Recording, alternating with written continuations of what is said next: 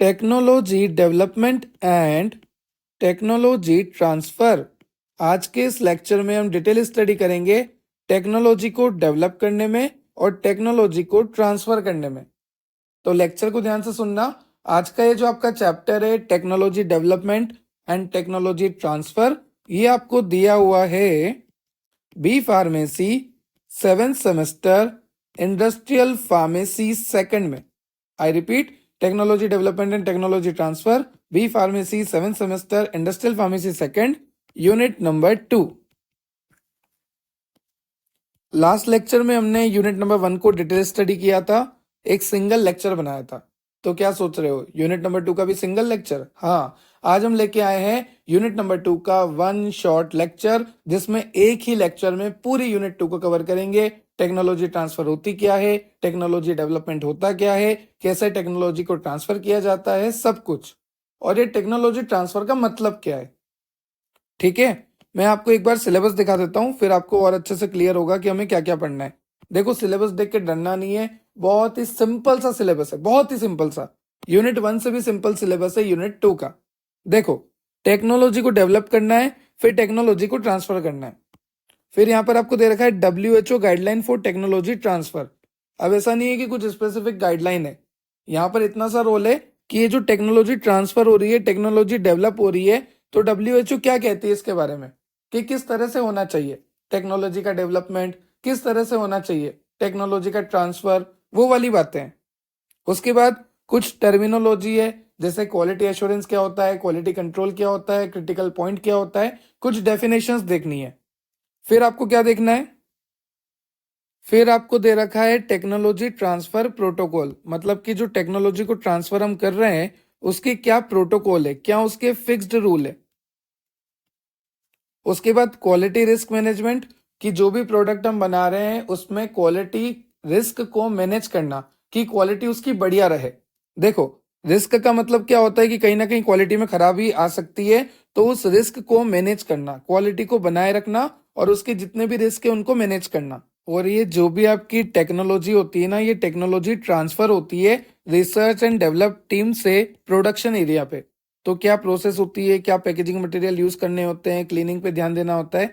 फिर आता है आपका ग्रैन्युलरिटी ऑफ टीटी प्रोसेस, जिसमें हमें एपीआई ड्रग के बारे में बात करनी है, एक्सिपिएंट के बारे में, फिनिश प्रोडक्ट के बारे में, पैकेजिंग मटेरियल के बारे में। फिर आता है डॉक्यूमेंटेशन, प्रीमाइसेस वगैरह वगैरह, कि कौन से इक्विपमेंट होने चाहिए, किस तरह के इक्विपमेंट होने चाहिए, डॉक्यूमेंटेशन कौन कौन से होने चाहिए, प्रीमाइसेस मतलब जहां पर आप ये सब बना रहे हैं आपका फॉर्मुलेशन वो कैसा होना चाहिए, जीएमपी वाली बातें आएंगी। ठीक है, फिर यहाँ पर आप देख सकते हैं एनालिटिकल मेथड ट्रांसफर है आपका दिस वन। यहाँ पर आप देख सकते हैं क्वालिटी कंट्रोल है, क्वालिफिकेशन वैलिडेशन है। तो ये सारी चीजें कवर हो जाएगी, कुछ भी नहीं है इनमें। ऐसा नाम से लग रहा है कि सर कितना बड़ा सिलेबस है, पर इनमें कुछ भी नहीं है। जब आप टेक्नोलॉजी ट्रांसफर को समझोगे, टेक्नोलॉजी के डेवलपमेंट को समझोगे कि होता क्या है, इनसे हमारा मतलब क्या है, तो आपको बहुत ही आसानी से ये सारी बातें क्लियर हो जाएगी। तो चलिए बिना देर के यूनिट नंबर 2 को स्टार्ट करते हैं। अगर आपको और लेक्चर की रिक्वायरमेंट है तो आप चेक कर सकते हैं हमारी प्लेलिस्ट, जहां पर आपको यूनिट वाइज सारे लेक्चर मैंने मेंशन किए हुए हैं। और अगर आपको नोट्स की रिक्वायरमेंट है तो आप चेक कर सकते हैं हमारी एप्लीकेशन, डेप्थ ऑफ बायोलॉजी की एप्लीकेशन आप डाउनलोड कर सकते हैं प्ले स्टोर से, और आपको वहां पर सारे नोट्स अवेलेबल मैंने कराए हुए हैं। वहां पर लाइव लेक्चर्स भी होते हैं, ऑनलाइन क्लासेस भी होती है, तो जरूर डाउनलोड कीजिएगा डेप्थ ऑफ बायोलॉजी एप्लीकेशन। चलिए लेक्चर को स्टार्ट करते हैं। Technology development and technology transfer. जैसे मान लीजिए मैं यहाँ पर खड़ा हूँ और मैं रिसर्च एंड डेवलपमेंट का इंसान हूँ। लेबोरेटरी लेवल पे मैंने एक फॉर्मुलेशन तैयार किया, जैसे मान लीजिए मैंने टैबलेट तैयार करी। अब इस टैबलेट को मैं कितना बना सकता हूँ लेबोरेटरी लेवल पे? 10 बना लूँ, 20 बना लूँ, 100 बना लूँ? क्या लेबोरेटरी लेवल पे मैं इतनी टैबलेट बना सकता हूँ क्या, जिससे मार्केट की डिमांड फुलफिल हो जाए? बिल्कुल भी नहीं, क्योंकि मार्केट की डिमांड के अकॉर्डिंग 1 लाख, 2 लाख, 5 लाख, 10 लाख, पता नहीं कितनी फॉर्मुलेशन मुझे करनी पड़ेगी।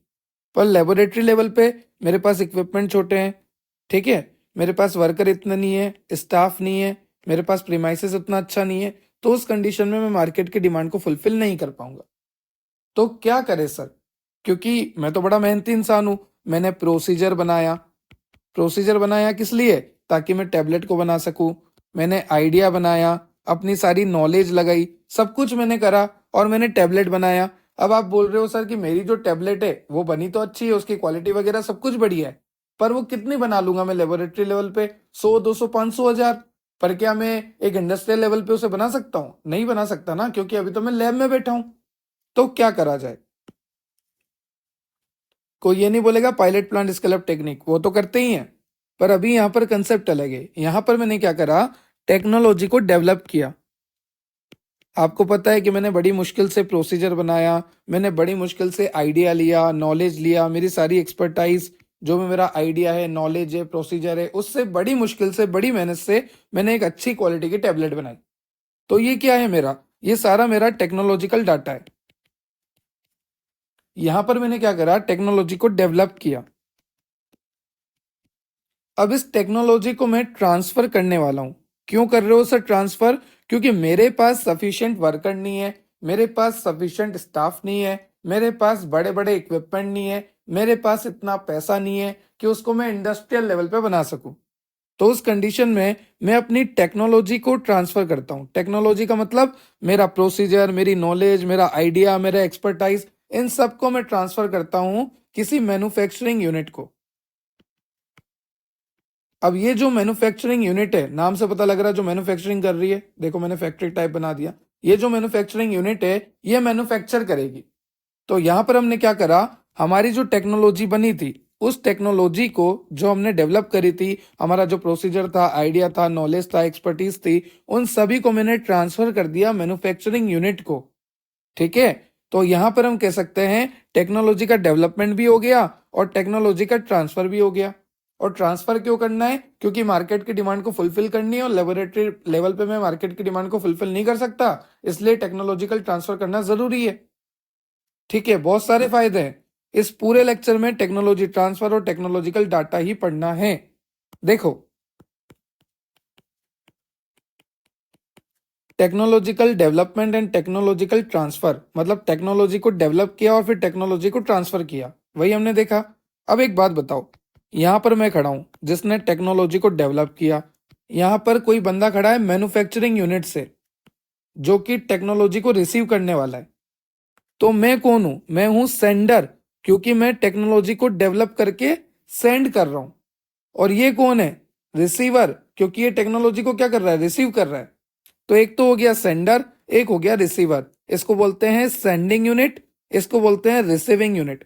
तो टेक्नोलॉजी यहां पर ट्रांसफर होती है, जिसको लिखते हैं टीटी, टेक्नोलॉजी ट्रांसफर। क्योंकि डेवलप करने वाला मैं और मेरी टेक्नोलॉजी को मैं ट्रांसफर कर रहा हूं किसको? रिसीविंग यूनिट को। ठीक है, और we can say manufacturing unit को। यहां तक आपको क्लियर हुआ?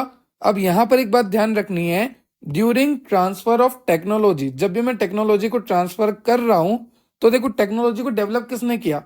टेक्नोलॉजी को डेवलप किया मैंने। तो मेरे पास सारे आइडिया, सारी नॉलेज, सारी एक्सपर्टीज, सारा प्रोसीजर, सब कुछ मेरे पास होगा। Quality control test, stability test, कैसे क्वालिटी को मैनेज किया, क्वालिटी एश्योरेंस टेस्ट, सब कुछ, सारा सब कुछ प्रोसीजर वगैरह मेरे पास होगा। तो मुझे ये सारी चीजें वहां पर अपडेट करनी पड़ेगी, क्योंकि बनाने वाला कौन है? अब रिसीविंग यूनिट। इसको बड़े स्केल पे बनाएगा कौन? आपकी रिसीविंग यूनिट, आपकी मैन्युफैक्चरिंग यूनिट। तो उस कंडीशन में जो आपकी सेंडर यूनिट होती है, जिसने टेक्नोलॉजी को डेवलप किया, उसको सारी चीजें शेयर करनी होती है सामने वाले के साथ, कि क्या प्रोसीजर है, क्या एक्सपर्टीज है, क्या नॉलेज है, क्या आइडिया है, कितनी स्टेबिलिटी टेस्टिंग है, क्या क्वालिटी कंट्रोल है, क्या क्वालिटी एश्योरेंस है, सारे फैक्टर। स्टेबिलिटी टेस्टिंग के डाटा हो गए, कहां पर क्रिटिकल पॉइंट आ रहा है, कहां पर आपको स्पेशली ध्यान रखना है मैन्युफैक्चरिंग के दौरान, कितने बंदे लगेंगे, उन बंदों को कितनी ट्रेनिंग की जरूरत है, क्या एसओपी रहने वाला है, जो स्टैंडर्ड ऑपरेटिंग प्रोसीजर है वो क्या रहने वाला है। तो जो भी चीजें हैं, जितनी भी इंफॉर्मेशन है, वो सारी सेंडिंग यूनिट को सेंड करनी होती है, ताकि रिसीविंग यूनिट उन्हें समझे, उन्हें एनालाइज करे और उस अकॉर्डिंग प्रोडक्शन करे। अब एक बात और ध्यान रखना, हम ये बोल सकते हैं कि टेक्नोलॉजी ट्रांसफर जो है किस किस के बीच में होती है। तो क्या क्या बोलोगे आप? एक मैन्युफैक्चरिंग यूनिट से दूसरी मैन्युफैक्चरिंग यूनिट में होती है, या फिर एक मैन्युफैक्चरिंग यूनिट से दूसरी सेम मैन्युफैक्चरिंग यूनिट में होती है। मतलब सेम कंपनी है, एक जगह प्रोडक्शन हो रहा है एक जगह, रॉ मटेरियल का हैंडलिंग वगैरह हो रहा है, तो अलग अलग मामला हो गया। मतलब कि मैन्युफैक्चरिंग यूनिट एक ही है और सेम कंपनी है सामने वाली भी, है ना। फिर यहाँ पर क्या है, एक मैन्युफैक्चरिंग यूनिट है और ये दूसरी है, अनादर दूसरी है ये। या फिर आप बोल सकते हैं आपका जो रिसर्च एंड डेवलपमेंट है वहां से उसका ट्रांसफर हुआ मैन्युफैक्चरिंग यूनिट में। या फिर आप बोल सकते हैं सेंडिंग यूनिट से रिसीविंग यूनिट तक, इन सभी में टेक्नोलॉजी का ट्रांसफर हो रहा है। यहाँ पर भी टीटी, यहाँ पर भी टीटी, यहाँ पर भी टीटी, यहाँ पर भी टीटी, इस सारी जगह पे टेक्नोलॉजी ट्रांसफर होती है। और अगर मैं बताऊं तो आपको लेबोरेटरी लेवल पे बताता हूँ। लेबोरेटरी लेवल पे आपने फॉर्मूला डिजाइन किया, उस फॉर्मूले को आप शेयर करते हैं पायलट प्लांट में, याद है ना लास्ट लेक्चर। तो यहाँ पर भी टेक्नोलॉजी का ट्रांसफर हुआ क्योंकि आपने अपने सारे फॉर्मूला, सारे आइडिया, सारे थॉट, सारे नॉलेज, सारे एक्सपर्टीज, सारा जो भी प्रोसीजर वगैरह है वो ट्रांसफर किया सामने वाले को। तो देखो, एक मैन्युफैक्चरिंग यूनिट से दूसरी मैन्युफैक्चरिंग यूनिट में, सेम मैन्युफैक्चरिंग यूनिट में, रिसर्च एंड डेवलपमेंट से मैन्युफैक्चरिंग यूनिट में, सेंडिंग यूनिट या रिसीविंग यूनिट तक, या फिर लेबोरेटरी लेवल से पायलट प्लांट तक, इन सभी में टेक्नोलॉजी का ट्रांसफर होता है। आई होप आपको ये दो टर्म तो क्लियर हो गई होगी, टेक्नोलॉजी का डेवलपमेंट करना क्या होता है और टेक्नोलॉजी के ट्रांसफर से हमारा क्या मतलब है। चलिए आगे चलते हैं। यहाँ पर आपको वही सारी चीजें बता रखी है जो भी मैंने आपको बोला। According to WHO, technology transfer की डेफिनेशन दे रखी है। According to WHO, world health organisation के अकॉर्डिंग, टेक्नोलॉजिकल ट्रांसफर जो है एक लॉजिकल प्रोसीजर होता है जहां पर आप अपने प्रोसेस को ट्रांसफर करते हैं। जो भी आपका प्रोसेस होता है, जो भी आपका प्रोसीजर होता है, जो भी आपके स्किल्स होते हैं, एक्सपर्टीज होते हैं, आपकी नॉलेज होती है, उन सब का ट्रांसफर करते हैं रिसर्च एंड डेवलपमेंट से मैन्युफैक्चरिंग यूनिट तक, या फिर आप बोल लीजिए सेंडर यूनिट से रिसीविंग यूनिट तक। ठीक है। अब साथ ही साथ जब भी आप टेक्नोलॉजी का ट्रांसफर कर रहे हैं, जैसे मान लीजिए इधर सेंडिंग यूनिट है, इधर रिसीविंग यूनिट है, तो आप क्या कर रहे हैं, टेक्नोलॉजी का ट्रांसफर कर रहे हैं। तो इस कंडीशन में आपको सारे डॉक्यूमेंटेशन भी देने होंगे। ठीक है, सारे डॉक्यूमेंटेशन यहाँ पर आपको शेयर करने होते हैं। Different type of, multiple type of documentation होते हैं, लेक्चर में देखेंगे। और एक बात और, सेंडिंग यूनिट जब अपना टेक्नोलॉजी ट्रांसफर कर रही है और रिसीविंग यूनिट जब उसको रिसीव कर रहा है, तो दोनों तरफ टर्म्स एंड कंडीशंस होती है, दोनों तरफ एग्रीमेंट्स होते हैं। ठीक है, कॉन्फिडेंशियल एग्रीमेंट होते हैं, लाइसेंसिंग एग्रीमेंट होते हैं, MOU होता है, कई तरह के एग्रीमेंट्स होते हैं, तब जाके सेंडिंग यूनिट और रिसीविंग यूनिट में एक सक्सेसफुल टेक्नोलॉजी ट्रांसफर होता है। तो लेक्चर में बहुत तरह की डिटेल इंफॉर्मेशन है। अभी अभी तो बस एक आउटलाइन बता रहा हूँ कि ऐसा ऐसा होता है। चलो देखो, ये मैंने आपको बता दिया, मैन्युफैक्चरिंग यूनिट से मैन्युफैक्चरिंग यूनिट, मैन्युफैक्चरिंग यूनिट से मैन्युफैक्चरिंग यूनिट, और अगर सेम में हो रहा है तो इंट्रा, सेम कंपनी में हो रहा है। अगर अलग अलग मैन्युफैक्चरिंग यूनिट है तो इंटर। आई रिपीट, अगर सेम कंपनी में ट्रांसफर हो रहा है तो इंट्रा कंपनी ट्रांसफर, और अगर मैन्युफैक्चरिंग यूनिट अलग अलग है तो इंटर कंपनी ट्रांसफर। फिर आपका लेबोरेटरी स्केल से पायलट प्लांट तक, फिर आपका सेंडिंग यूनिट से रिसीविंग यूनिट तक, फिर आपका रिसर्च एंड डेवलपमेंट से मैन्युफैक्चरिंग यूनिट तक, यहां पर सभी में टेक्नोलॉजी ट्रांसफर होता है। चलिए आगे चलते हैं। टेक्नोलॉजी डेवलपर, मैं यहाँ पे खड़ा हो जाता हूँ, मैंने डेवलप करी थी ना, हाँ ठीक है, रिसर्च एंड डेवलपमेंट यूनिट। फिर टेक्नोलॉजी रिसीवर, क्यों रिसीव कर रहे हैं, ताकि वो प्रोडक्शन कर सके, डेवलपमेंट कर सके और मार्केट की डिमांड को फुलफिल कर सके। अब जैसे टेक्नोलॉजी रिसीवर है, यहाँ पर कोई बंदा खड़ा है जो टेक्नोलॉजी को रिसीव करने के लिए तैयार है, तो जैसे ही उसके पास टेक्नोलॉजी आएगी, सबसे पहले वो ये देखेगा कि ये जो टेक्नोलॉजी मैं ले रहा हूं वो मेरी नीड को पूरी कर पा रहा नहीं कर पा रहा, मेरा प्रोडक्ट उस लेवल का बना पा रहा नहीं बना पा रहा, मेरा प्रोडक्ट की क्वालिटी अच्छी हो पा रही या नहीं हो पा रही, मेरे प्रोडक्ट से कस्टमर सेटिस्फेक्शन हो रहा है या नहीं हो रहा। तो इस तरह के टेस्ट को करने के लिए उसको बोलते हैं फिजिबिलिटी टेस्ट। मतलब ये इस तरह के टेस्ट होते हैं जो कि परफॉर्म किए जाते हैं ताकि हम पता कर सकें कि जो भी टेक्नोलॉजी हमारे पास आ रही है, जो भी टेक्नोलॉजी रिसीविंग यूनिट के पास आ रही है, वो टेक्नोलॉजी काम की है या नहीं। फिर अगर वो काम की निकलती है तो आप स्केल अप करिए, मतलब प्रोडक्शन रेट को बढ़ाइए। फिर आपके जो बैचेस बनेंगे उसमें वो जो बैचेस होते हैं उनको बोलते हैं एग्जिबिट बैचेस, और वहां पर स्केल अप कराए, मतलब कि प्रोडक्शन तो बढ़ेगा पर इतना भी प्रोडक्शन नहीं बढ़ेगा कि वो कमर्शियल लेवल तक मिल जाए, मतलब मार्केट की डिमांड को फुलफिल कर सके, क्योंकि अभी हमने थोड़ा सा स्केल अप करा है, थोड़ा सा मैन्युफैक्चर करके देखा है। ठीक है, फिर वो जो बैचेस हमने बनाए हैं उसकी स्टेबिलिटी टेस्टिंग करेंगे, फिर उनका वैलिडेशन करेंगे, फाइनली हम फिर कमर्शियल लेवल पे प्रोडक्शन को स्टार्ट करेंगे। जो भी टेक्नोलॉजी आती है ना उससे पहले हम एग्जिबिट बैच बनाते हैं, मतलब कि कमर्शियल लेवल लाइक नहीं बनाते डायरेक्ट। टेक्नोलॉजी आई, ऐसा नहीं है टेक्नोलॉजी आती है हमने कमर्शियल लेवल पे बना दिया, नहीं, पहले हम लोअर लेवल पे बनाएंगे, थोड़ा सा स्केल अप करके देखेंगे, थोड़ी सी प्रोडक्शन बढ़ा के देखेंगे, फिर हम उसकी स्टेबिलिटी टेस्टिंग करेंगे, वैलिडेशन करेंगे। जब हमें पता लगेगा कि ये टेक्नोलॉजी सही है, इसका स्केल अप करने पे जो प्रोडक्ट बने उसकी क्वालिटी बहुत अच्छी है, उसकी स्टेबिलिटी टेस्टिंग सही है, उसका वैलिडेशन प्रॉपर है, तब जाके हम कमर्शियल लेवल पे स्टार्ट करेंगे प्रोडक्शन को। क्योंकि अगर आपने डायरेक्ट स्टार्ट कर दिया, जैसे मान लीजिए यहाँ पर मैं खड़ा हूं जिसने टेक्नोलॉजी को डेवलप किया, यहाँ पर वो खड़ा है जिसने टेक्नोलॉजी को रिसीव किया, ये रिसीवर है, और इस रिसीवर ने टेक्नोलॉजी लेने के बाद अगर डायरेक्ट ही आपके कमर्शियल लेवल पे और इंडस्ट्रियल लेवल पे प्रोडक्शन को स्टार्ट कर दिया और गलती से आपका प्रोडक्ट फेल हो गया, तो इसका मनी, टाइम, एफर्ट, मटेरियल सब लॉस हो जाएगा। तो पहले ये क्या करेगा, रिसीविंग यूनिट थोड़ा सा स्केल अप करके देखेगा, फिर देखेगा जो प्रोडक्ट बना है उसकी स्टेबिलिटी टेस्टिंग, उसका सारा एनालिसिस करेगा, अगर वो सही रहेगा तो इंडस्ट्रियल लेवल पे काम स्टार्ट होता है। चलिए यहां पर आपको लिखा है WHO the major intention behind this guideline. जो WHO की गाइडलाइन है ना, उसका मतलब क्या है कि जो टेक्नोलॉजिकल ट्रांसफर हो रहा है, जो टेक्नोलॉजी का ट्रांसफर हो रहा है वो इस तरह से हो, वैसे हो, ऐसे हो, ऐसा कहना है इसका मतलब कि जो भी टेक्नोलॉजिकल ट्रांसफर हो रहा है वो अच्छे से हो, डॉक्यूमेंटेशन प्रॉपर हो, सारा प्रोसीजर प्रॉपर फॉलो करे रिसीवर यूनिट। देखो टेक्नोलॉजिकल ट्रांसफर किसके बीच में हो रहा है, सेंडिंग यूनिट और रिसीविंग यूनिट। तो सेंडिंग यूनिट अपना नॉलेज, अपना प्रोसीजर, अपनी टेस्टिंग, अपना आइडिया, अपने एक्सपर्टीज, अपना सारा रिकॉर्ड, रिपोर्ट सब कुछ शेयर करेंगे रिसीविंग यूनिट को, ताकि रिसीविंग यूनिट जो है उसको अच्छे से मैन्युफैक्चर कर सके। अब मैन्युफैक्चरिंग के दौरान क्या क्या दिक्कत आएगी वो सारी चीजें बतानी पड़ेगी। मतलब कि ये बात मानो कि सेंडिंग यूनिट वो है जिसने डेवलप किया, और डेवलपर को तो सारी चीजें पता होती है कि कैसे बनाया, कब बनाया, क्या दिक्कत आई, कितने मेंबर लगे, कितने स्किल्ड स्टाफ चाहिए, सारी बातें पता होनी चाहिए ना।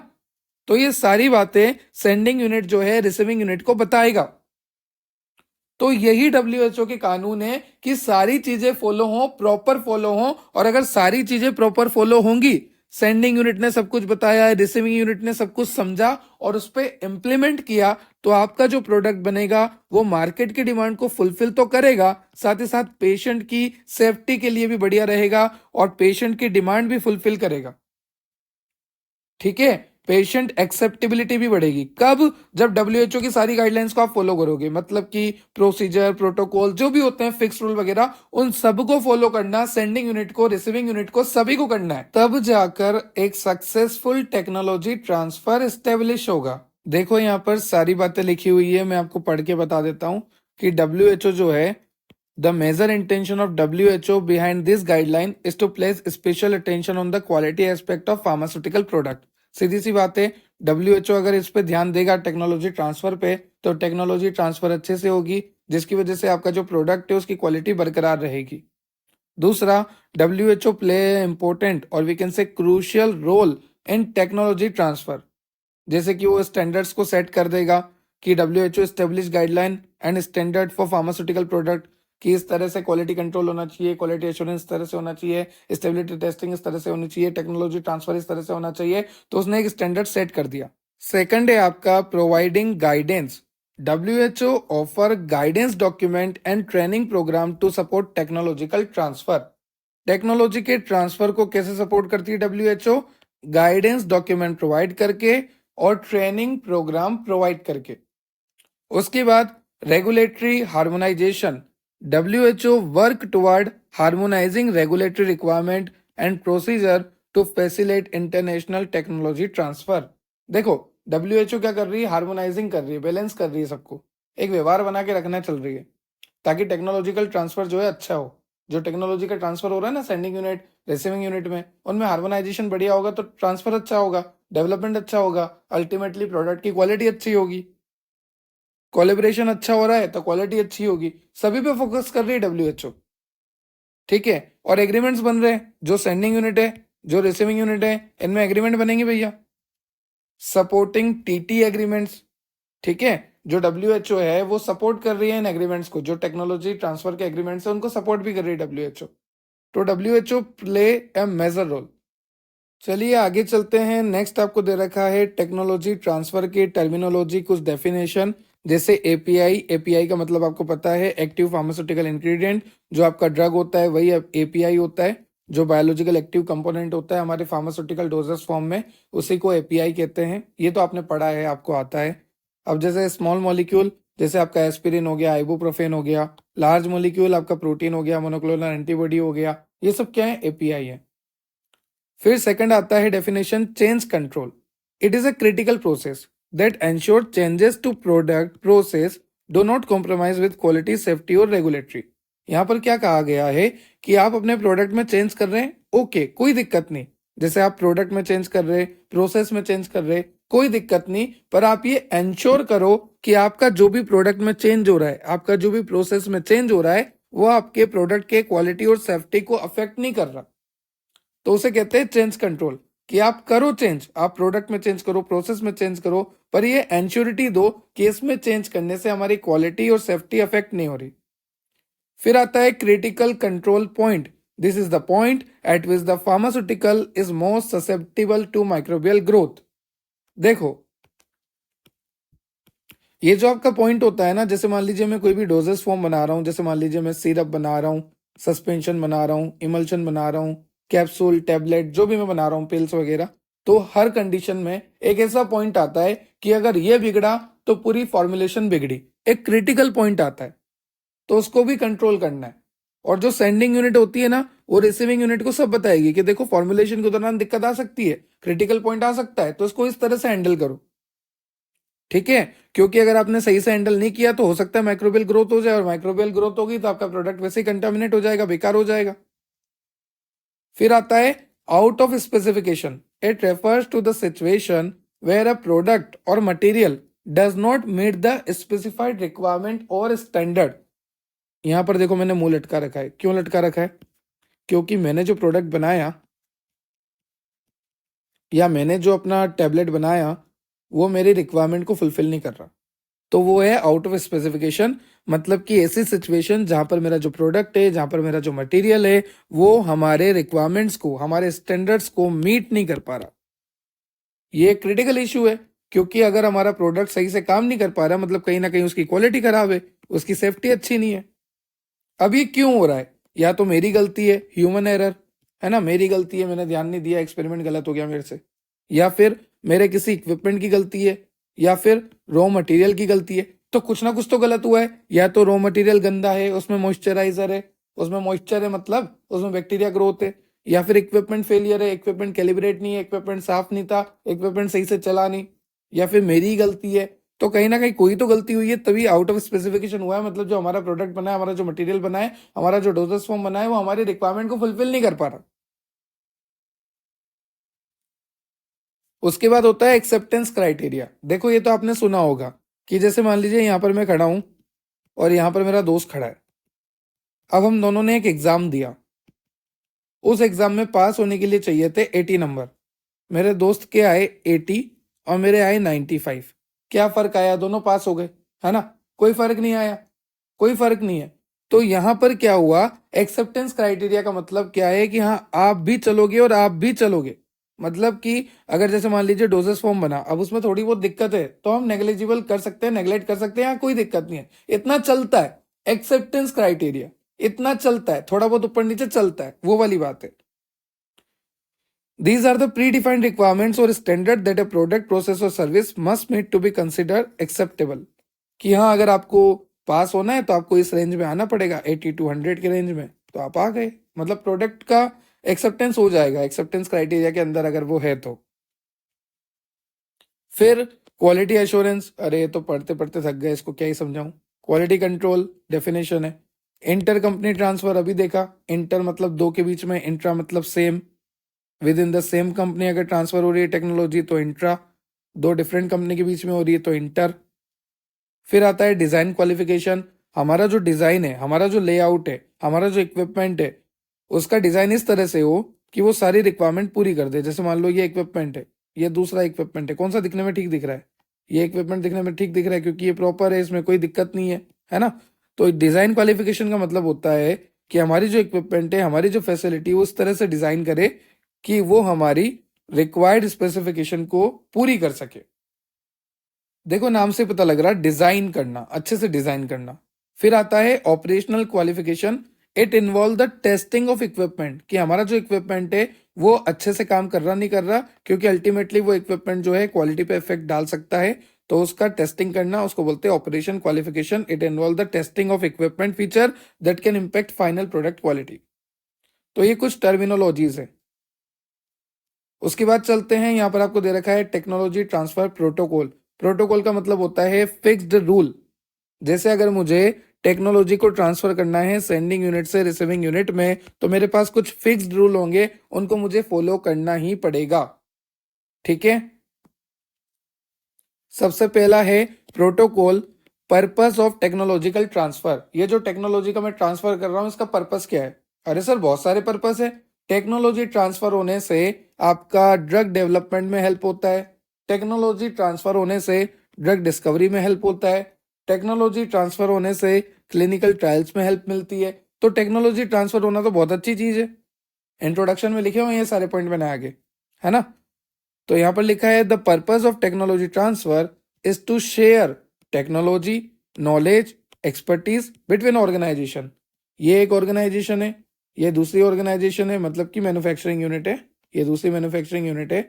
अगर मैं यहाँ पर टेक्नोलॉजी का ट्रांसफर करता हूँ एक मैन्युफैक्चरिंग यूनिट से दूसरी मैन्युफैक्चरिंग यूनिट में, तो हम ये कह सकते हैं कि एक यूनिट से, एक ऑर्गेनाइजेशन से दूसरी ऑर्गेनाइजेशन में टेक्नोलॉजी का ट्रांसफर हो रहा है, नॉलेज का ट्रांसफर हो रहा है, एक्सपर्टीज का ट्रांसफर हो रहा है। तो ये तो अच्छी बात है, ज्ञान बांटने से बढ़ता है। ठीक है, पर्पस क्या है? Accelerate innovation. मैं नहीं बना पा रहा था, मैं कम बना पा रहा था, मैंने अपना सारा आइडिया ट्रांसफर कर दिया, ये जल्दी जल्दी बना रहा है।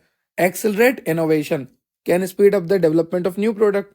स्पीड तो बढ़ेगी सही, प्रोडक्टिविटी बढ़ेगी, रिसर्च एंड डेवलपमेंट एनहांस होगा, इकोनॉमिक ग्रोथ होगी, क्वालिटी ऑफ लाइफ सुधरेगी, नॉलेज शेयरिंग बढ़ेगा। क्वालिटी ऑफ लाइफ कैसे सुधरेगी? क्योंकि जो भी मैं ट्रांसफर कर रहा हूँ टेक्नोलॉजी, उसकी मदद से यहाँ पर नया ड्रग या फिर सेम ड्रग जो है अच्छी क्वालिटी का बन रहा है, और अगर अच्छी क्वालिटी का ड्रग बनेगा तो जब वो ड्रग मार्केट में आएगा तो पेशेंट उसे खाएगा, तो पेशेंट की लाइफ भी सुधरेगी, पेशेंट भी जिंदा रहेगा। ठीक है, तो टेक्नोलॉजी ट्रांसफर बहुत जरूरी है। तो सबसे पहला है पर्पस ऑफ टेक्नोलॉजिकल ट्रांसफर, ये प्रोटोकॉल में सबसे पहला है। फिर सेकंड प्रोटोकॉल है स्कोप ऑफ टेक्नोलॉजी ट्रांसफर। तो बहुत सारे स्कोप है, ड्रग फॉर्मुलेशन एंड ड्रग का डेवलपमेंट, ड्रग का फॉर्मुलेशन हो रहा है, ड्रग का डेवलपमेंट हो रहा है, मैन्युफैक्चरिंग हो रहा है, स्केल अप हो रहा है, ज्यादा लेवल पे हो रहा है मैन्युफैक्चरिंग, इंडस्ट्रियल लेवल को फुलफिल कर रहे हैं हम, क्वालिटी कंट्रोल हो रहा है हमारा, क्वालिटी एश्योरेंस हो रहा है, क्लिनिकल ट्रायल रिसर्च में काम आ रहा है, मार्केटिंग और सेल स्ट्रेटेजी अच्छी हो रही है हमारी। तो ये सारे स्कोप है हमारे टेक्नोलॉजी ट्रांसफर के। उसके बाद है स्किल्ड पर्सन एंड रेस्पॉन्सिबिलिटी। अब देखो सीधी सी बात है, यहाँ पर मैं खड़ा हूं और मैं डेवलपर हूं जिसने डेवलप किया टेक्नोलॉजी को, और अगर मैं टेक्नोलॉजी ट्रांसफर करना चाहता हूं, रिसीविंग यूनिट उसको लेना चाहती है, मैं सेंडिंग यूनिट हूं, तो उस कंडीशन में मेरी सारी नॉलेज, सारा आइडिया, सब कुछ मेरे को बताना पड़ेगा। साथ साथ ये भी बताना पड़ेगा कि कितने बंदे लगेंगे काम के लिए, और उन बंदों को क्या क्या एक्सपीरियंस होना चाहिए, कितनी उनके पास डिग्री होनी चाहिए, कितना उनको फील्ड एक्सपीरियंस होना चाहिए, वो सारी चीजें बतानी पड़ेगी। ये पॉइंट आपको क्लियर हुआ? साथ ही साथ जो भी सेंडिंग यूनिट होती है ना, और सामने जो रिसीविंग यूनिट होती है जो टेक्नोलॉजी ट्रांसफर को लेने वाली है, अब यहाँ पर ये जो सेंडिंग यूनिट है, यहाँ पर एक पर्सनल होता है, मतलब कोई बंदा होता है जिसको सारी इंफॉर्मेशन होती है। ठीक है, वो सारी इंफॉर्मेशन शेयर करता है इनके साथ, रिसीविंग यूनिट के साथ। तो यहाँ पर लिखा है involve skilled personal in technology transfer who guide the receiving unit about technology. Receiving unit को सारा गाइडेंस के लिए एक बंदा भी होता है। द रोल एंड रेस्पॉन्सिबिलिटी, जो उसका काम है, जो उसकी जिम्मेदारियां हैं, वो अलग अलग तरीके से होती है, डिपेंड करता है कि किस तरह का टीटी हो रहा है। ठीक है, depending on the organisation, project and specific TT agreement. अब देखो, कम्युनिकेशन जितना ज्यादा अच्छा उतना ज्यादा बेहतर। आप में और मुझ में कम्युनिकेशन अच्छा, हम बेहतर, हम अच्छे से काम कर सकते हैं, क्योंकि मुझे पता है आपको कहाँ दिक्कत आएगी, कहाँ नोट्स में दिक्कत आएगी, कहाँ लेक्चर में दिक्कत आएगी, तो मैं ही स्टूडेंट बन के उसे सॉल्व भी कर देता हूँ लेक्चर में। तो जितना अच्छा कम्युनिकेशन उतना बढ़िया काम है। तो यहाँ पर लिखा है effective communication and collaboration among this personnel are crucial for successful technology transfer. सीधी सी बात है, यहाँ पर जो सेंडिंग यूनिट का पर्सनल है, जो रिसीविंग यूनिट को समझाने वाला है, इन दोनों के बीच में जितना अच्छा तालमेल होगा उतना ही अच्छा रिसीविंग यूनिट समझ पाएगा, और जितना अच्छा रिसीविंग यूनिट समझ पाएगा वो उतना ही अच्छी मैन्युफैक्चरिंग कर पाएगा। ठीक है, तो इस तरह से होता है सारा काम। अब देखो, हमें अलग अलग मेंबर चाहिए, जैसे कि टेक्निकल एक्सपर्ट, जो टेक्निकल सारा काम समझे, है ना, टेक्निकल एक्सपर्ट मेंबर होना चाहिए, जो टेक्निकल गाइडेंस प्रोवाइड करे, टेक्निकल सपोर्ट प्रोवाइड करे। उसके अलावा और कौन पर्सनल चाहिए हमें? हमें चाहिए technical expert, research and development scientist, project manager, engineers, quality assurance, quality control specialist, training and support staff, IPR के lawyers and business and development managers. ये सारे बंदे सामने वाले को भी चाहिए। सेंडिंग यूनिट जो बता रहा है वो इन सब के बारे में बता रहा है कि आपको टेक्निकल एक्सपर्ट चाहिए, आर&डी साइंटिस्ट चाहिए, प्रोजेक्ट मैनेजर चाहिए, इंजीनियर चाहिए, क्यूए क्यूसी स्पेशलिस्ट चाहिए, ट्रेनिंग एंड सपोर्ट स्टाफ चाहिए, आईपीआर लॉयर्स चाहिए, बिजनेस डेवलपमेंट मैनेजर चाहिए। ये सारा बता रहा है सेंडिंग यूनिट रिसीवर यूनिट को कि ये सारे बंदे होने चाहिए। फिर procedure, process, equipment, document, evidence. देखो, अगर सेंडिंग यूनिट है, इधर रिसीविंग यूनिट है, और इतने बड़े लेवल पे काम हो रहा है कि टेक्नोलॉजी ट्रांसफर हो रही है, तो ऐसे मुंह बोल के तो नहीं होगी। डॉक्यूमेंट होंगे प्रॉपर, साइन वाइन होंगे प्रॉपर, सब कुछ चीजें प्रॉपर होगी, तभी जाके ये पूरा टेक्नोलॉजिकल ट्रांसफर होगा, टेक्नोलॉजी का ट्रांसफर होगा। तो सबसे पहला होता है TT agreement, technology transfer agreement. फिर आता है टेक्नोलॉजी ट्रांसफर प्लान। फिर आता है ट्रेनिंग रिकॉर्ड, प्रोग्रेस रिपोर्ट, सब कुछ शेयर करनी पड़ती है। टीटी एग्रीमेंट होता है, टीटी प्लान होता है, training record, progress report, evaluation report, audit and compliance record. ये सारे रिकॉर्ड, ये सारे रिपोर्ट जो है सेंडिंग यूनिट रिसीविंग यूनिट को देगा। ये उन दोनों के बीच में होगा, टीटी एग्रीमेंट, टीटी प्लान। उसके बाद ट्रेनिंग रिकॉर्ड के बारे में बताएंगे, प्रोग्रेस रिपोर्ट के बारे में बताएंगे, एवेल्युएशन रिपोर्ट्स के बारे में बताएंगे, ऑडिट एंड कंप्लायंस रिकॉर्ड के बारे में बताएंगे। तो ये जितने भी तरह के डॉक्यूमेंट है, this document serve as a evidence of TT, कि टीटी जो हो रहा है उसके लिए सबूत क्या है? ये सारे सबूत है। ये आपका जो एग्रीमेंट वगैरह हुआ ना, ये सारे सबूत है। तो ये हो गया आपके 4th नंबर का। तो इससे पहले क्या देखा? Skill, personal responsibility, scope of TT and purpose of technology transfer, ये सारे प्रोटोकॉल्स हैं। फिर देखा प्रोसीजर, प्रोसेस, इक्विपमेंट जो भी है उन सबका डॉक्यूमेंट एविडेंस। फिर नेक्स्ट है आपका complete information of technology, technology की सारी इंफॉर्मेशन, टेक्नोलॉजी का नाम, टेक्नोलॉजी का डिस्क्रिप्शन, टेक्नोलॉजी का टाइप, टेक्निकल स्पेसिफिकेशन जो भी है सब कुछ प्रोवाइड करनी है। फिर पर्सनल की सारी information, project manager, technical lead, other team member, facilities, equipment कौन कौन सी आपके पास होनी चाहिए, आपको बताना है। सेंडिंग यूनिट जो है बता रही है सब चीजें रिसीविंग यूनिट को कि आपके पास ऐसी फैसिलिटीज, ऐसे इक्विपमेंट होने चाहिए। ठीक है, आपके पास टाइमलाइन क्या है, हमने कब स्टार्ट किया था, हमने कब एंड किया था, सब कुछ बताना है। क्रिटिकल कंट्रोल पॉइंट आएगा क्या कोई, चेंज कंट्रोल डिटेल रिपोर्ट बतानी है, ओएस को बताना है, आउट ऑफ स्पेसिफिकेशन जो भी हमने देखा ना, हमारा जो प्रोडक्ट बना था वो क्वालिटी को मैच नहीं कर पा रहा था। मैंने आपको बताया था कि एक इमोजी है वहां पर, वो ऐसे मुंह उतार के खड़ा है ना। तो ओएस मतलब आउट ऑफ स्पेसिफिकेशन को भी डिस्क्राइब कर दो कि ऐसी कोई प्रॉब्लम तो नहीं आई लेबोरेटरी लेवल पे, सेंडिंग यूनिट को कोई प्रॉब्लम तो नहीं आई, अगर आई है तो बता दो रिसीविंग यूनिट को कि ये प्रॉब्लम आ सकती है। ठीक है, फिनिश प्रोडक्ट की और एनालिसिस रिपोर्ट सारी सबमिट कर दो। मतलब सेंडिंग यूनिट को अपना सारा 100% देना है, रिसीविंग यूनिट को सब कुछ समझा देना है इसको। ये जो सेंडिंग यूनिट है ना, जैसे मान लो ये सेंडिंग यूनिट वाला बंदा खड़ा है और ये सामने रिसीविंग यूनिट का बंदा है, तो सेंडिंग यूनिट का बंदा एक एक चीज इस तरह से बताएगा कि रिसीविंग यूनिट वाले बंदे को कुछ नहीं आता, कुछ नहीं जाता। सब कुछ बता दो, सब कुछ दिखा दो, सारे प्रूफ दे दो। ठीक है, फिर आता है क्वालिटी रिस्क मैनेजमेंट। अब देखो नाम से पता लग रहा, क्वालिटी जो है उसको मैनेज करना। जैसे मान लीजिए यहाँ पे मैं खड़ा हूं और अगर मैंने कोई भी फॉर्मुलेशन तैयार करी है तो मैंने हर स्टेप को ध्यान से देखा होगा, तब जाके मेरा जो प्रोडक्ट है उसकी क्वालिटी बनी रही। हर स्टेप को, अगर मैंने टेबलेट बनाई तो उसमें मिक्सिंग, ब्लेंडिंग वगैरह जो भी हुई है, उसकी ग्रेन्युलेशन, ठीक है, उसमें जो ग्रेन्यूल्स बने हैं, उसका कंप्रेशन, उसकी फीलिंग, सब कुछ मैंने देखी होगी। कैसे मिक्स किया, कौन कौन से एक्सिपिएंट है, सब कुछ देखना पड़ता है, क्या रॉ मटेरियल है, तब जाके हमारा फाइनल प्रोडक्ट जो है क्वालिटी वाला बनता है। पर अगर हमारी क्वालिटी में रिस्क आ गया तो, रिस्क का मतलब है क्वालिटी अगर लॉस हो गई तो, अगर हमारी क्वालिटी लॉस हो गई फिर तो हमारा सारा काम बेकार है, फिर तो हमारा सारा काम करना बेकार है, टेक्नोलॉजी ट्रांसफर बेकार है, क्योंकि क्वालिटी इज द मेन। तो क्वालिटी तो बनी रहनी चाहिए, तो उसको मैनेज करना पड़ेगा। और उसको मैनेज करने के लिए एक रामबाण तरीका मैं आपको बताता हूं कि अगर आपको क्वालिटी को मैनेज करना है तो सबसे पहले तो आप जीएमपी को फॉलो करो।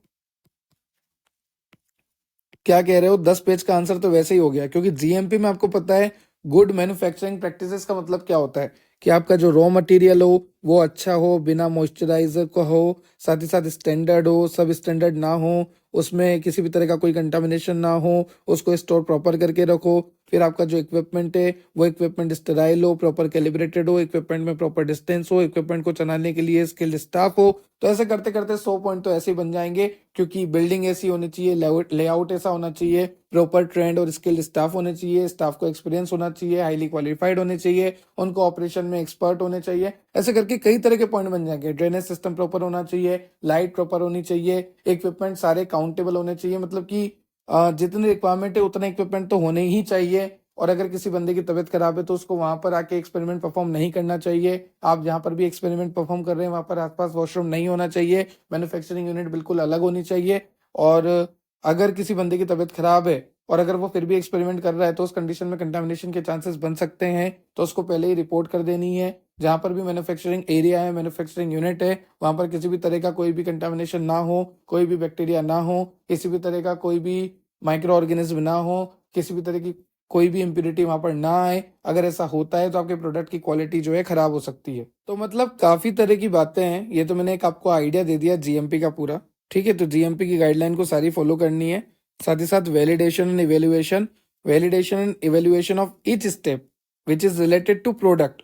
जैसे मान लीजिए आपने प्रोडक्ट बनाया, तो प्रोडक्ट बनाते टाइम कौन सा रॉ मटेरियल यूज किया, कौन सा इक्विपमेंट यूज किए, बनाने के बाद उसको कहाँ पे स्टोर किया, सारी बातें, उसका स्टोरेज कंडीशन, उसका पैकेजिंग मटेरियल, उसके प्रोसेस, उसका इक्विपमेंट, उसका रॉ मटेरियल, सब कुछ देखना पड़ेगा। क्योंकि आपको अगर देखना है कि आपका फाइनल प्रोडक्ट अच्छा हो, तो फाइनल प्रोडक्ट अच्छा होने के लिए शुरुआत ही अच्छी होनी चाहिए। आपका रॉ मटेरियल, आपका प्रोसेस, आपका वी कैन से इक्विपमेंट, आपका स्टोरेज, आपका लेबलिंग, आपका पैकेजिंग, सब कुछ अच्छा होना चाहिए। उसके बाद आ गया आपका process control. It is a critical component of quality risk management in ensuring the consistent production of high quality product. देखो नाम से पता लग रहा है प्रोसेस कंट्रोल। यहाँ पर ये क्या इंश्योर करेगा कि आपका जो प्रोडक्ट है वो हाई क्वालिटी का बनता रहेगा, वो भी कंसिस्टेंसली। अब क्या फायदे हैं आपका ये जो क्वालिटी रिस्क मैनेजमेंट करने का, क्या फायदा है? अरे सर फायदा ही फायदा है। चलो बिना देखे पढ़ते हैं क्या क्या फायदा हो सकता है। क्वालिटी सही करने से क्या फायदा होगा, अगर आपकी प्रोडक्ट की क्वालिटी अच्छी होगी तो क्या फायदा होगा? पेशेंट सेटिस्फेक्शन बढ़ेगा, कस्टमर डिमांड फुलफिल होगी, ब्रांड नेम बढ़ेगा, कंपनी नेम बढ़ेगा, ब्रांड वैल्यू बढ़ेगी। ठीक है, और आपकी कंपनी में ट्रस्ट होगा, आपको लाइसेंस मिलेंगे, अथॉरिटी मिलेगी, और आपको मतलब काफी बेनिफिट होगा, प्रॉफिट्स होगा। तो ये सारी चीजें तो है ही। अब देखो, improve product quality, increase its efficiency, reduce variability, वही सारी बातें। फिर यहाँ पर देखो एक प्रोसेस दे रखी है पूरी, जिससे आपका क्वालिटी रिस्क मैनेजमेंट का इनिशिएशन हुआ। आपने देखा रिस्क, सबसे पहले आपने रिस्क को आइडेंटिफाई किया, एनालाइज किया, एवेल्युएट किया। फिर अब रिस्क को कंट्रोल करना है, तो रिस्क का कंट्रोल करना है तो हमें क्या करना पड़ेगा? Reduction of risk. या फिर अगर मान लीजिए कुछ रिस्क है पर वो एक्सेप्टेंस क्राइटेरिया के अंदर आ रहा है कि हाँ चलो चल लेगा, इतना तो चलता है। जैसे अभी आप पीसीएम लेते हो तो पीसीएम के साइड इफेक्ट है, किसी भी टेबलेट लेते हो तो टेबलेट के साइड इफेक्ट है, लीवर खराब करेगा पता है हमें, है ना, ओवरडोज ये करेगा पता है हमें, पर हम क्या करते हैं? चलता है यार, ठीक है इतना तो होगा ही सही। एक एक्सेप्टेंस क्राइटेरिया है। तो अगर आपका रिस्क जो है एक्सेप्टेंस क्राइटेरिया के अंदर आता है तो ठीक, अगर वो एक्सेप्टेंस क्राइटेरिया के अंदर नहीं आता तो फिर वो अनएक्सेप्टेबल है, फिर उसका वापस आइडेंटिफिकेशन, एनालिसिस और इवेल्युएशन करना पड़ेगा। वापस चले जाओ ऊपर। क्लियर? उसके बाद आता है रिस्क कंट्रोल। के बाद आपने रिस्क को कंट्रोल कर लिया तो आपका फाइनल रिजल्ट आएगा, और जो भी रिजल्ट आपका आएगा उसको आपको रिव्यू करना पड़ेगा। रिव्यू ऑफ रिस्क, रिस्क को रिव्यू कर लो, क्योंकि रिस्क लेने का ही नहीं, जीवन में रिस्क लेने का ही नहीं, कोई माउंटेन ड्यू वाली बात नहीं चल रही यहाँ पर। लेना ही नहीं हमें, तो जहां लेना चाहिए वहां लो, यहां क्यों ले रहे हो क्वालिटी में? ठीक है, अब देखो यहां पर जितनी भी स्टेप ये हो रही है इन सभी का यहाँ पे लिखा है कंक्लूड करके रिस्क कम्युनिकेशन। मतलब कि ईच एंड एवरी स्टेप पे जो भी बंदे लगे हुए हैं उनमें कम्युनिकेशन अच्छी होनी चाहिए। जितनी अच्छी कम्युनिकेशन उतना जल्दी ये सारी चीजें सही हो जाएगी। क्योंकि आपको एक बात पता होनी चाहिए कि बात करने से ही हल होती है। क्या मतलब सर यहाँ पर लड़कियां काम नहीं कर सकती? क्यों? क्योंकि वो तो मुंह फुलाएंगे कि ना भाई मैं नहीं बता रही, तो बता पहले क्वालिटी की कैसी दिक्कत है, नहीं मैं भी नहीं बता रही, रिस्क मैनेजमेंट मैं भी नहीं बता रही। ऐसा नहीं होना चाहिए, तालमेल अच्छी होनी चाहिए। ठीक है, ऐसे एग्जाम्पल दिल पे मत लेना, मतलब जो लड़कियां देख रही है, बाकी लड़के तो खैर। तो technology transfer from research and development to production, अभी यहाँ पर क्या हो रहा है, एक और हेडिंग है आपको सिलेबस में, technology transfer from research and development to production, जहां पर आपको सिलेबस में दे रखा है प्रोसेस इंफॉर्मेशन, फिर आपको दे रखा है पैकेजिंग मटेरियल और क्लीनिंग। आपको पता ही है इंफॉर्मेशन ट्रांसफर होती है, टेक्नोलॉजी ट्रांसफर होती है रिसर्च एंड डेवलपमेंट से मैन्युफैक्चरिंग यूनिट, सेंडिंग यूनिट से रिसीविंग यूनिट। अब जो रिसीविंग यूनिट है वो कैपेबल होनी चाहिए सारे प्रोडक्शन को करने के लिए, उसके पास इंस्ट्रूमेंट होने चाहिए, इक्विपमेंट होना चाहिए, स्टाफ होना चाहिए, सब कुछ होना चाहिए, साथ ही साथ एसओपी होनी चाहिए, फार्माकोपिया होनी चाहिए, सारे स्टैंडर्ड्स होने चाहिए, तब जाके वो मैन्युफैक्चरिंग अच्छे से कर पाएगा। चलिए, तो सबसे पहले देखते हैं इसके अंदर है प्रोसेस इंफॉर्मेशन। हमें सारी चीजें बतानी है, सेंडिंग यूनिट को सारी चीजें बतानी है, वही वाली बात वापस आ गई है, प्रोसेस इंफॉर्मेशन बतानी है regarding the information of process and testing. The following information should be provided by sending unit. कौन कौन सी इंफॉर्मेशन है जो कि प्रोसेस इंफॉर्मेशन के अंदर आती है और सेंडिंग यूनिट को देनी पड़ती है। Requirement of facility, sending unit बता रहा है रिसीविंग यूनिट को कि आपको क्या क्या चाहिए, तो क्या क्या चाहिए, requirement of facility, requirement of equipment, requirement of skilled person, detail information of raw material, storage condition, handling of raw material and finish good, availability of SOP, manufacturing process, analytical method, validation protocol, annual audit review, critical control point, corrective action, quality assurance और quality control. ये सारे point discuss करने पड़ेंगे sending unit को receiving unit से। ठीक है sir, हमें क्लियर हो गया कि प्रोसेस इंफॉर्मेशन में हमें ये लिखना है कि सेंडिंग यूनिट को रिसीविंग यूनिट को सारी इंफॉर्मेशन देनी चाहिए। जो सेंडिंग यूनिट है वो क्या क्या इंफॉर्मेशन देगी रिसीविंग यूनिट को, फैसिलिटीज के बारे में, इक्विपमेंट के बारे में, स्किल पर्सन के बारे में, गाइडलाइंस देगी स्टोरेज की, रॉ मटेरियल के बारे में, एसओपी के बारे में, मैन्युफैक्चरिंग प्रोसेस के बारे में, क्रिटिकल कंट्रोल पॉइंट के बारे में, quality assurance, quality control, validation protocol, analytical method, इन सभी के बारे में बताएंगे। नेक्स्ट आपको दे रखा है पैकेजिंग मटेरियल। तो जो सेंडिंग यूनिट होती है ना, वो सेंडिंग यूनिट सारी चीजें बताती है रिसीविंग यूनिट को कि भैया इस तरह से पैकेजिंग मटेरियल यूज करना, ये वाले यूज करना, ये वाले मत करना, सब कुछ बताएंगे। इंपॉर्टेंट इंस्ट्रक्शन क्या है इसमें, सुटेबल कंटेनर के बारे में बताएंगे, प्रॉपर क्लोजर सिस्टम के बारे में बताएंगे, पैकेजिंग मटेरियल के बारे में बताएंगे, प्रोसेस ऑफ पैकेजिंग बताएंगे, design of packaging, proper labelling. ठीक है, सेंडिंग यूनिट रिसीविंग यूनिट को पैकेजिंग के बारे में क्या क्या बताएगा, कौन सा कंटेनर लेना है, क्या क्लोजर सिस्टम है, पैकेजिंग मटेरियल के बारे में, लेबलिंग के बारे में, डिजाइन के बारे में, प्रोसेस कैसी होगी पैकेजिंग की, वो सारी चीजें बताएंगे। फिर आता है क्लीनिंग। अब देखो, मैं हूं सेंडिंग यूनिट, मैं सेंड कर रहा हूं सारा डाटा, सारा इन्फॉर्मेशन रिसीविंग यूनिट को, और अब किसके रिगार्डिंग कर रहा हूं, क्लीनिंग के रिगार्डिंग। मान लो मैंने कोई एक्सपेरिमेंट परफॉर्म किया इस इक्विपमेंट में, यहाँ पर जो है एक्सपेरिमेंट मैंने परफॉर्म किया, और इस इक्विपमेंट में ये जो ड्रग के पार्टिकल हैं ये थोड़े बहुत रह गए। फिर इस इक्विपमेंट को हालांकि मैंने साफ किया पर फिर भी रह गए, तो यहाँ पर जब मैं दूसरा एक्सपेरिमेंट परफॉर्म करूंगा, दूसरी ड्रग जब मैं यहाँ पे डालूंगा, तो ये जो पहली वाली ड्रग है और ये जो दूसरी वाली ड्रग है ये आपस में इंटरेक्ट कर लेंगे और आपस में क्रॉस कंटामिनेशन कर लेंगे। तो सेंडिंग यूनिट सारी चीजें बताएंगी कि क्लीनिंग कितनी इंपॉर्टेंट होती है, क्लीनिंग को करो, अगर आप क्लीनिंग नहीं करोगे तो क्रॉस कंटामिनेशन हो जाएगा, आपका फॉर्मुलेशन सही से नहीं बनेगा, आपका स्केल अप जो है खराब हो जाएगा। स्केल अप का मतलब है जो आप प्रोडक्शन बढ़ाकर करोगे वो भी खराब हो जाएगी, क्योंकि अल्टीमेटली आपका क्रॉस कंटामिनेशन हो रहा है, क्योंकि आपका जो इक्विपमेंट है वो सही से क्लीन नहीं है, स्टेराइल नहीं है, तो उस सब के बारे में बताएगी। उसके बाद है granularity of TT process. Granularity का मतलब होता है लेवल ऑफ डिटेल, मतलब कितनी डिटेल आपको देनी है, किस लेवल की डिटेल आपको देनी है। ठीक है, जो भी सेंडिंग यूनिट होता है वो अपनी कितने लेवल की डिटेल जो है रिसीविंग यूनिट को देगा। सबसे पहले आपके सिलेबस में दे रखा है एपीआई के बारे में। तो एपीआई की कंप्लीट इंफॉर्मेशन कि जो भी आपका एक्टिव फार्मास्यूटिकल इंग्रेडिएंट है, जो भी आपका ड्रग है, उसकी कंप्लीट इंफॉर्मेशन। ठीक है, कंप्लीट इंफॉर्मेशन देनी है ड्रग के बारे में। The complete API master file, drug master file. ठीक है, सारी इंफॉर्मेशन देनी है सेंडिंग यूनिट को, रिसीविंग यूनिट को, मतलब कि सेंडिंग यूनिट इंफॉर्मेशन देगा रिसीविंग को।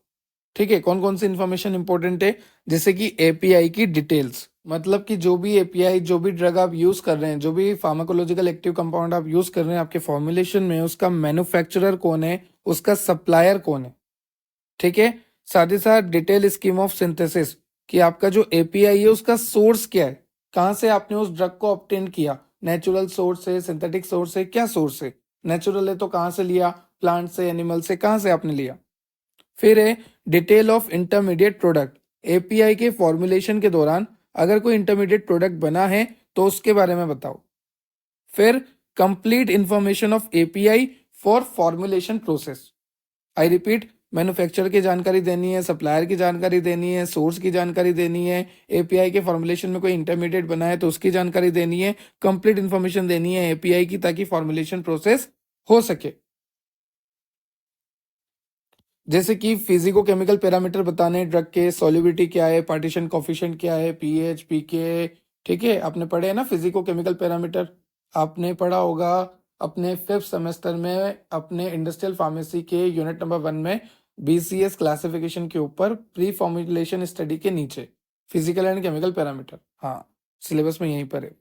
फिर आगे आपका particle size distribution, bulk and tap density के बारे में बताना है, आपकी जो ड्रग है उसका डिसइंटीग्रेशन प्रोफाइल बताना है, उसकी हाइग्रोस्कोपिसिटी बतानी है, उसमें वाटर कंटेंट कितना है वो बताना है, इम्प्योरिटी के बारे में बताना है, माइक्रोबायोलॉजिकल फैक्टर के बारे में बताना है, एनवायरमेंटल फैक्टर के बारे में बताना है कि आपकी ड्रग जो है किस स्टोरेज में रहेगी, एनवायरमेंट से किस तरह से वो खराब हो सकती है, किस तरह से आप बच सकते हैं, स्टेबिलिटी स्टडीज के बारे में बताना है, उसकी प्रॉपर स्टोरेज किस तरह से होगी, प्रॉपर हैंडलिंग किस तरह से होगी, उन सबका गाइडेंस देना है।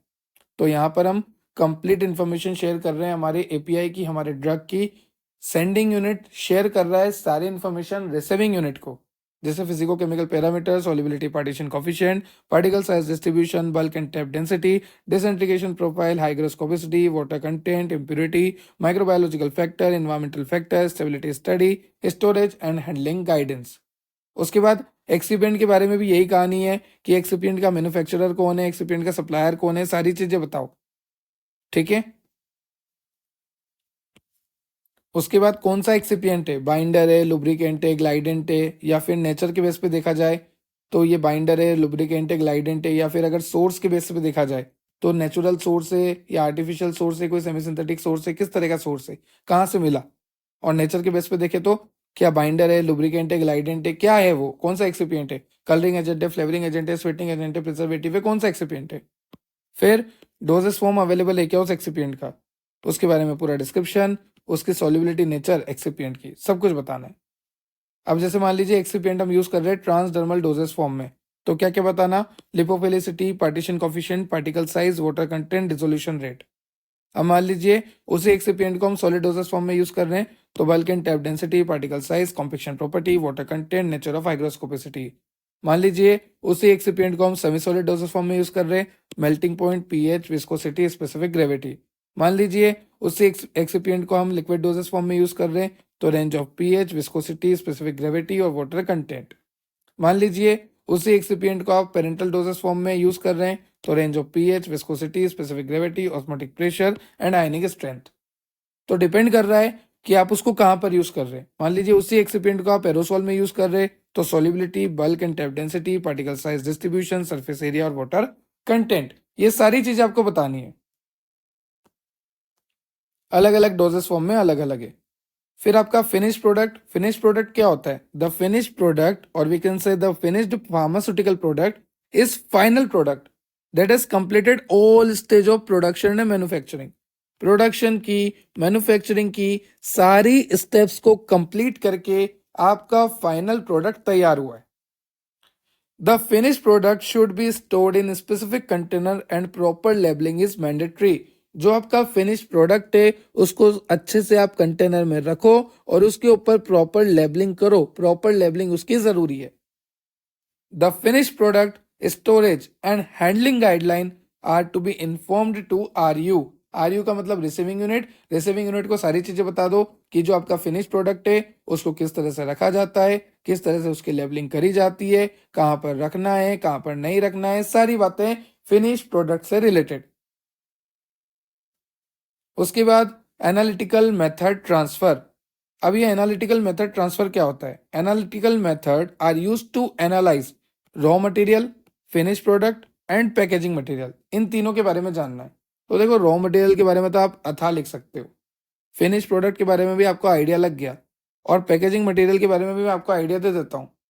चलो वन बाय वन स्टार्ट करते हैं। सबसे पहले देखते हैं रॉ मटेरियल। जो भी आपका रॉ मटेरियल होना चाहिए वो स्टैंडर्ड क्वालिटी का हो, वो सब स्टैंडर्ड ना हो, उसकी क्वालिटी अच्छी हो। हमें ट्रस्टेड वेंडर से ही रॉ मटेरियल लेना चाहिए, ठीक है। रॉ मटेरियल में किसी भी तरह की इम्प्योरिटी नहीं होनी चाहिए, रॉ मटेरियल में किसी भी तरह का कंटामिनेशन नहीं होना चाहिए, रॉ मटेरियल में मॉइस्चर कंटेंट नहीं होना चाहिए, या बिल्कुल बहुत ही कम एक्सेप्टेंस क्राइटेरिया के अंदर आ रहा है तो होना चाहिए। रॉ मटेरियल का स्टोरेज प्रॉपर होना चाहिए। और ये सब क्यों कर रहे हैं? ताकि हमारा फाइनल प्रोडक्ट जो है बढ़िया बने। फिर फाइनल प्रोडक्ट की बात करें तो फाइनल प्रोडक्ट को स्टोर क्या करना है, फाइनल प्रोडक्ट के ऊपर लेबलिंग क्या रखनी है, फाइनल प्रोडक्ट जो है किस तरह से बना है, वो सारी बातें बतानी है। फिर आपका पैकेजिंग मटेरियल। अब पैकेजिंग मटेरियल के लिए भी सुन लो कि जो आपका पैकेजिंग मटेरियल होगा वो पैकेजिंग मटेरियल इस तरह से हो कि वो हमारे डोजेस फॉर्म को खराब ना करे। सबसे पहले तो हमारे डोजेस फॉर्म को खराब ना करे, फिर दूसरा हमारे डोजेस फॉर्म के साथ इंटरेक्ट ना करे, तीसरा हमारे डोजेस फॉर्म को बचा के रखे एनवायरमेंट से, ठीक है। और पैकेजिंग मटेरियल जो है नॉन रिएक्टिव हो, इनर्ट हो, वही सारी बातें घुमा फिरा के लिखनी है। तो analytical method transfer should be perform by providing all the information regarding the analytical testing. देखो इन्फॉर्मेशन प्रोवाइड करनी है, सेंडिंग यूनिट प्रोवाइड करेगा, रिसीविंग यूनिट उसे फॉलो करेगा। The sending unit must provide the following information. वही वाली बात आ गई कि अगर आपको एक अच्छा एनालिटिकल मेथड ट्रांसफर करना है तो कौन कौन सी इन्फॉर्मेशन प्रोवाइड करनी पड़ेगी। तो बस ये पॉइंट्स ही याद रखने हैं पूरे लेक्चर में। सबसे पहला, the method of analysis and testing of raw material finish product, training of analyst and staff. Analyst के लिए क्या ट्रेनिंग है, स्टाफ के लिए क्या ट्रेनिंग है, सारी चीजें बतानी पड़ेगी। कौन से इक्विपमेंट चाहिए टेस्टिंग के लिए बताना पड़ेगा, क्या टेस्टिंग के पैरामीटर होंगे बताना पड़ेगा, क्योंकि नाम क्या है, एनालिटिकल मेथड ट्रांसफर, और यहाँ पर हमें क्या करना पड़ेगा, एनालिटिकल टेस्टिंग करनी पड़ेगी। तो टेस्टिंग के लिए कौन सा इक्विपमेंट है, किस तरह की टेस्टिंग होगी, क्या पैरामीटर है, क्या हमारा एक्सपेरिमेंटल डिजाइन हो गया, क्या प्रिंसिपल है, क्या मेथड्स है, क्या क्वालिटी कंट्रोल टेस्टिंग रिजल्ट है, क्या वैलिडेशन रिपोर्ट है, कौन सा एनालिस्ट चाहिए, कौन सा स्टाफ चाहिए, सारी चीजें बतानी पड़ेगी, ताकि आपका एनालिटिकल मेथड ट्रांसफर जो है अच्छे से हो जाए और यहाँ पर जो टेस्ट है वो अच्छे से परफॉर्म हो जाए। उसके बाद रिसीविंग यूनिट की क्या रेस्पॉन्सिबिलिटी है। चलो पहली बार रिसीविंग यूनिट की रेस्पॉन्सिबिलिटी आई है आपके एनालिटिकल मेथड ट्रांसफर में। अब रिसीविंग यूनिट की क्या रेस्पॉन्सिबिलिटी होनी चाहिए।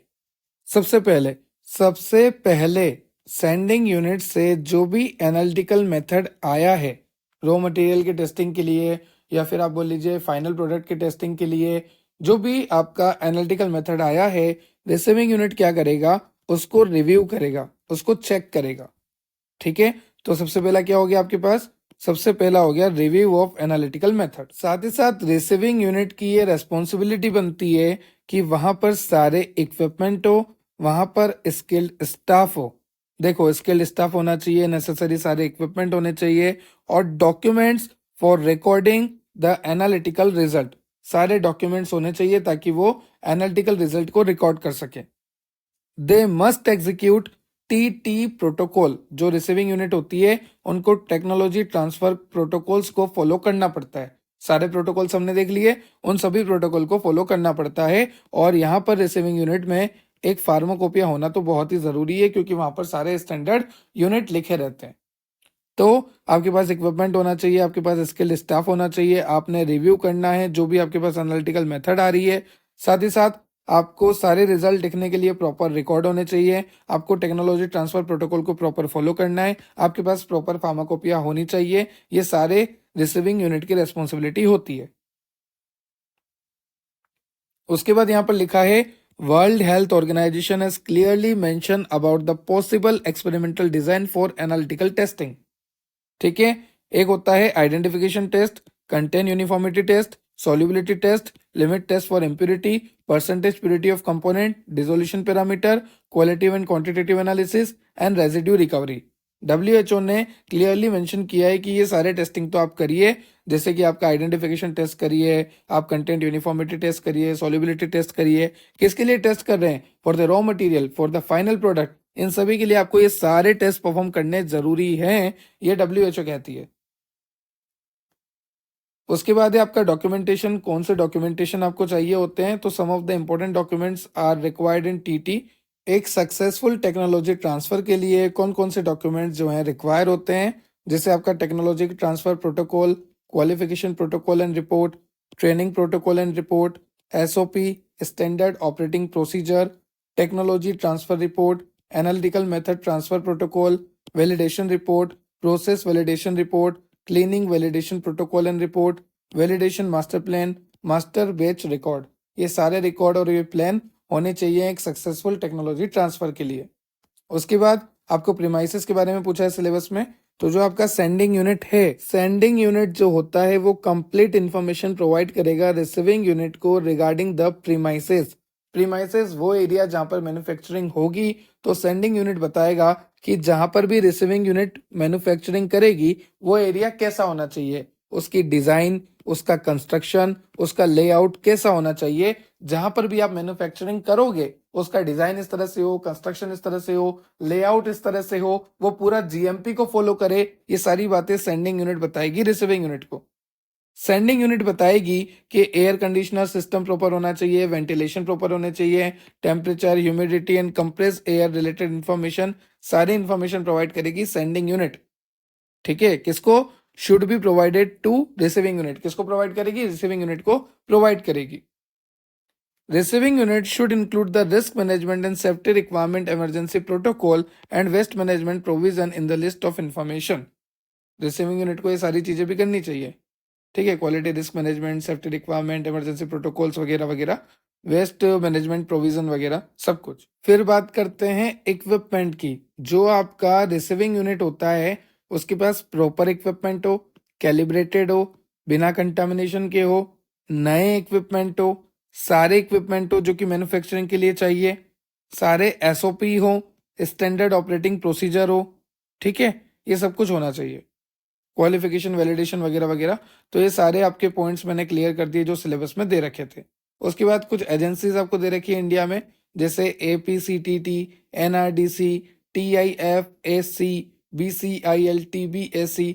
इनसे कभी भी क्वेश्चन नहीं आता है, फिर भी मैंने आपके लिए 2-2 नंबर में यहाँ पर इनके बारे में लिख दिया है कि कब डिजाइन हुई थी, किसने अप्रूव दिया था, कहाँ पर हुआ था। जैसे APCTT was established in 1977 in Bangalore. The main centre was move to New Delhi in 1993। अब हमें क्या करना है, पर ठीक है, एक सक्सेसफुल टीटी के लिए ये कुछ एजेंसीज बनाई है इंडिया में, तो नाम याद रख लेना, क्या पता 2 मार्क्स में आ जाए। नाम तो याद रख ही सकते हैं ना। उसके बाद यहाँ पर आपको दे रखा है कॉन्फिडेंशियल एग्रीमेंट, और ये कॉन्फिडेंशियल एग्रीमेंट का मतलब होता है नॉन डिस्क्लोजर एग्रीमेंट। मैं यहाँ पे खड़ा हूं, सामने बंदा खड़ा है रिसीविंग यूनिट का, अपनी टेक्नोलॉजी में ट्रांसफर कर रहा हूं, साथ ही साथ कुछ कॉन्फिडेंशियल, गुप्त रखने वाली बातें, एकदम सीक्रेट बात, टॉप सीक्रेट बातें मैं इसको शेयर कर रहा हूं कि ये सारी बातें अपने तक रखना। इसलिए कहता हूं कि डिपार्टमेंट में लड़कियां नहीं होनी चाहिए, नहीं तो अगले दिन सुनिए सुनिए सुनिए। तो ये भी हाँ एक बहुत ज्यादा लंबा लेक्चर हो गया, इसलिए जस्ट किडिंग। हाँ, इस डेफिनेशन को पढ़ के समझते हैं। A confidential agreement, also known as non disclosure agreement, is a legal contract between two or more parties that outline the term of sharing confidential information। यहाँ पर ये कहना चाह रहा है कि जो कॉन्फिडेंशियल एग्रीमेंट होता है उसको नॉन डिस्क्लोजर एग्रीमेंट कहते हैं। ये एक तरह का लीगल कॉन्ट्रैक्ट होता है दो पार्टीज के बीच में, सेंडिंग यूनिट, रिसीविंग यूनिट, जहां पर हम हमारी इंफॉर्मेशन को शेयर करते हैं। सेंडिंग यूनिट अपनी इंफॉर्मेशन को शेयर करता है। The agreement ensure that the receiving party keep the shared information secret. ये एग्रीमेंट ये एंश्योरिटी देता है, अश्योरिटी देता है कि जो भी आपने इंफॉर्मेशन रिसीविंग यूनिट को दी है वो रिसीविंग यूनिट इस इंफॉर्मेशन को अपने पास तक ही रखेगा, वो कहीं पर भी डिस्क्लोज नहीं करेगा। ठीक है, अगर ऐसा इसने करा, गलती से अगर रिसीविंग यूनिट ने कहीं भी इंफॉर्मेशन को डिस्क्लोज करा तो इसके ऊपर लीगल एक्शन लिया जाएगा। तो यहां पर लिखा है की एलिमेंट्स ऑफ कॉन्फिडेंशियल एग्रीमेंट। तो की एलिमेंट्स में सबसे पहला है डेफिनेशन, मतलब कि कौन सी इंफॉर्मेशन आप शेयर कर रहे हैं। फिर ऑब्लिगेशंस, मतलब कि responsibility of the party receiving the confidential information, कि अगर सामने वाली पार्टी ने इंफॉर्मेशन को रिसीव किया तो उसकी क्या रेस्पॉन्सिबिलिटीज बनती है, यही कि वो डिस्क्लोज ना करे। फिर एक्सक्लूजन, एक्सक्लूजन में क्या आता है, मान लीजिए आपने कोई इन्फॉर्मेशन शेयर करी, देखो मैं आपको बताता हूँ, वेट अ मिनट। जैसे मान लीजिए, एक सेकेंड, अभी ठीक है। आपने कोई इन्फॉर्मेशन शेयर करी है ना, आपने वो इन्फॉर्मेशन शेयर करी जो कि डिस्क्लोज नहीं करनी है, मतलब कि एक कॉन्फिडेंशियल इन्फॉर्मेशन आपने शेयर करी सेंडिंग यूनिट से रिसीविंग यूनिट तक। अब उसी दौरान उन इन्फॉर्मेशन में कुछ ऐसी इन्फॉर्मेशन होती है जो कि आप डिस्क्लोज कर सकते हैं, मतलब कुछ एक्सेप्शन होते हैं कि हाँ ये वाली बात तो बता दो, इससे कोई हमें फर्क नहीं पड़ रहा, ठीक है। तो उसको बोलते हैं एक्सक्लूजन, मतलब कि एक्सेप्शन जो कि आप बता सकते हैं।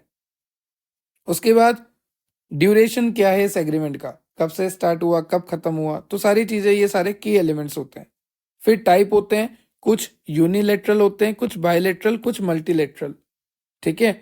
यूनिलेटरल का मतलब होता है one party share the confidential information, एक पार्टी ने शेयर करी दूसरी पार्टी ने सुनी। Bilateral, both party share confidential information, दोनों पार्टी ने अपनी अपनी इंफॉर्मेशन जो है, इसने इसको और इसने इसको शेयर करी। मल्टीलेटरल, दो से ज्यादा पार्टी आ गई, सभी ने अपनी अपनी इंफॉर्मेशन एक दूसरे को शेयर करी, ठीक है। पर्पस क्या है, प्रोटेक्ट ट्रेड सीक्रेट, देखो जो भी बात है वो अपने बीच में रह जाएगी। एस्टेब्लिश ट्रस्ट, एक ट्रस्ट डेवलप होगा। अनऑथोराइज डिस्क्लोजर बंद होगा। कंप्लाई विथ रेगुलेटरी रिक्वायरमेंट, तो ये सारे जो हैं पर्पस है। किस किस के बीच में होता है, बिजनेस पार्टनरशिप्स और आपके रिसर्चर्स कोलेबोरेशंस में, एम्प्लॉय कॉन्ट्रैक्ट्स में, कंसल्टिंग एग्रीमेंट्स में, ये सारे कॉन्फिडेंशियल एग्रीमेंट जो हैं किए जाते हैं इन सब में।